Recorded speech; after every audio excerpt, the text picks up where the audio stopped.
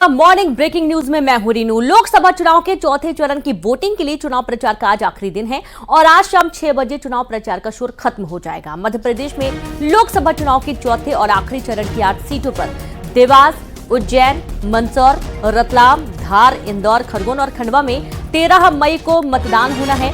इन सीटों के लिए हो रहा चुनाव प्रचार आज शाम 6 बजे थम जाएगा।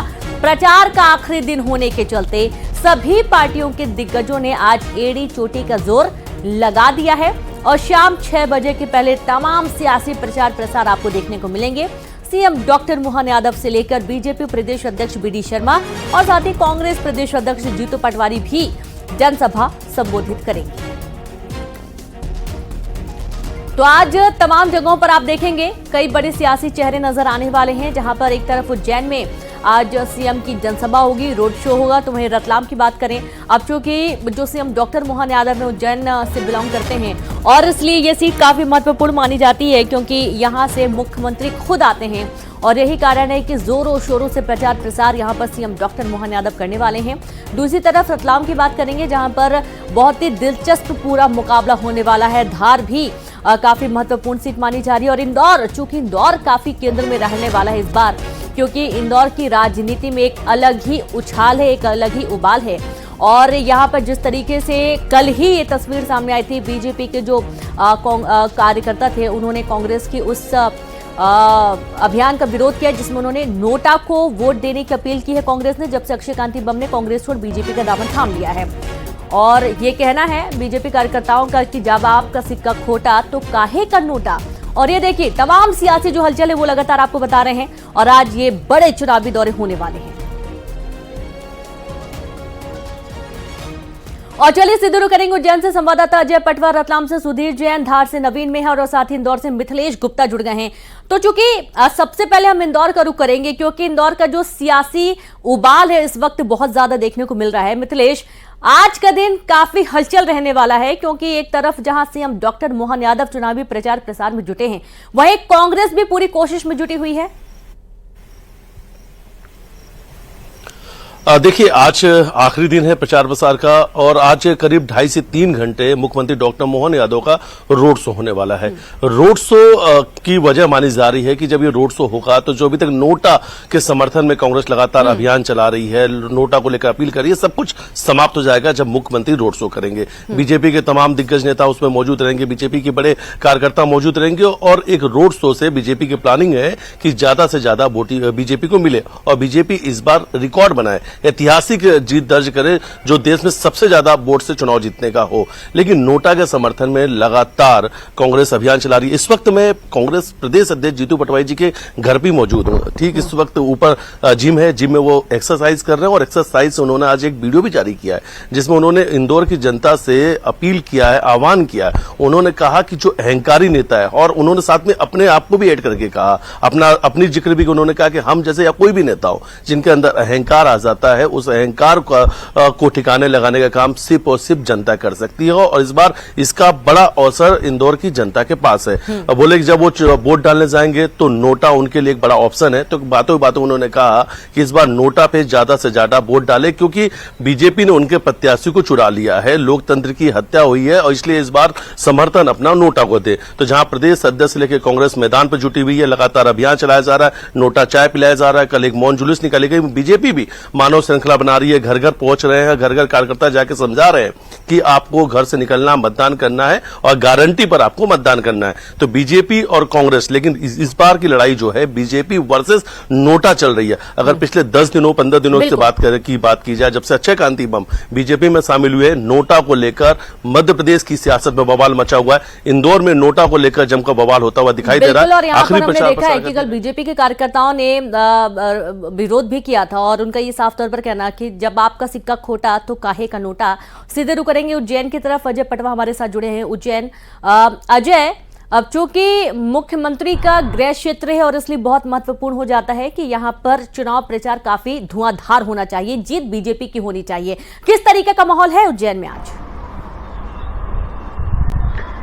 जी देखिए, उज्जैन का जो माहौल है वो गर्मा, क्योंकि दोनों कांटे की टक्कर देखने को मिलेगी। क्यों जिस तरीके से महेश परमार हैं और अनिल फिरोजिया हैं। ये पहले भी आमने सामने चुनाव लड़ चुके हैं, क्योंकि 2018 में जब विधानसभा चुनाव हुए थे उस दौरान दोनों के सामने जो मैदान में उतरे थे तराना विधानसभा से, उस दौरान महेश परमार ने अनिल फिरोजिया को हार दी थी और इसके बाद अनिल फिरोजिया को हार होने के बाद फिर लोकसभा चुनाव का टिकट मिला था और उसमें फिर जीतकर अनिल फिरोजिया ने सांसद बनकर आए थे। इसके बाद फिर एक बार फिर जो है लोकसभा चुनाव में आमने सामने हैं और घाटे की टक्कर कही जा रही है, क्योंकि जिस तरीके से अनिल फिरोजिया में मैदानी नेता हैं तो वहीं महेश परमार भी जो है जमीन से जुड़े हुए नेता हैं। तो ऐसे में मुख्यमंत्री का घिरे नगर है और मुख्यमंत्री ने भी लगातार यहाँ पर दौरे किए हैं सभी जिलों में, जो ग्रामीण क्षेत्र हैं और जिले के जितने भी विधानसभा हैं उन सब दूर जो है रोड शो किए हैं, जनता से अपील की है कि भारतीय जनता पार्टी को जो आशीर्वाद दिए हैं और अनिल फिरोजिया को भारी मतों से जीता है। तो इसे लेकर जिस तरीके से आज जो है आखिरी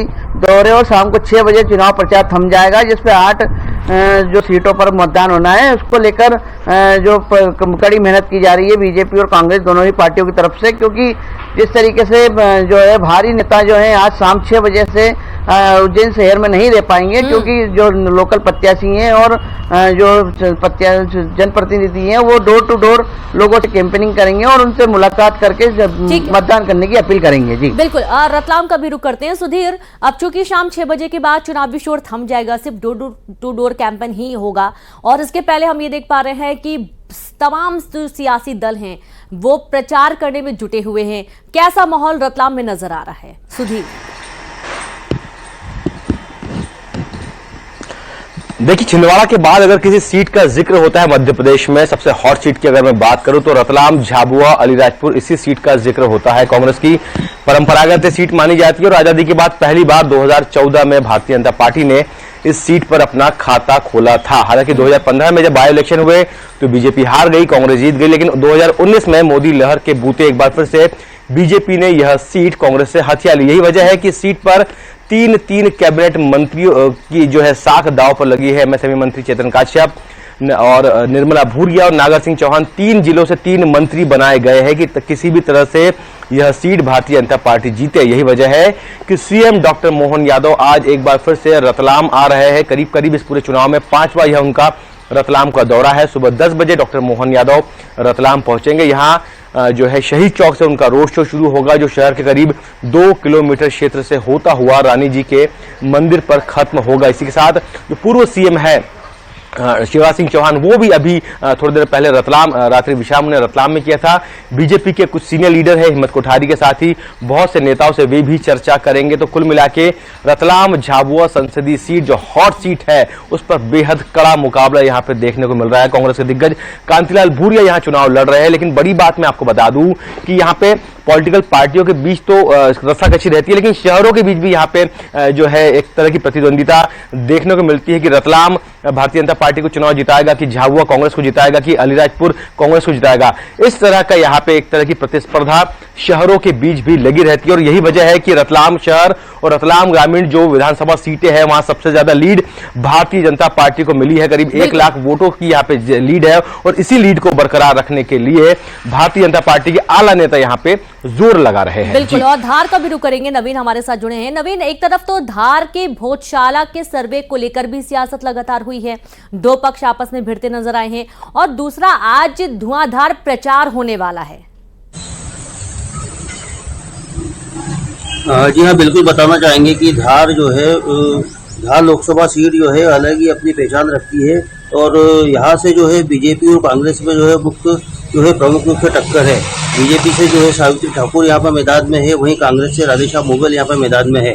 पिछले चुनावों की यदि हम बात करें तो यहाँ से बीजेपी के छतर सिंह दरबार जो है करीब 1.5 लाख मतों से अधिक वोटों से जो है वो जीत के आए थे और इस प्रकार से यह पूरा चुनाव परिणाम रहा था। लेकिन इस बार जो है टक्कर वो ज्यादा कांटे की दिखाई दे रही है, क्योंकि यह पूरा आदिवासी बेल्ट है और यहाँ पर कुल 8 सीटें हैं और 8 विधानसभा सीटों में से 5 सीटों को ऊपर जो है वो कांग्रेस काबिज है, वही 3 सीट पर जो है वो बीजेपी है।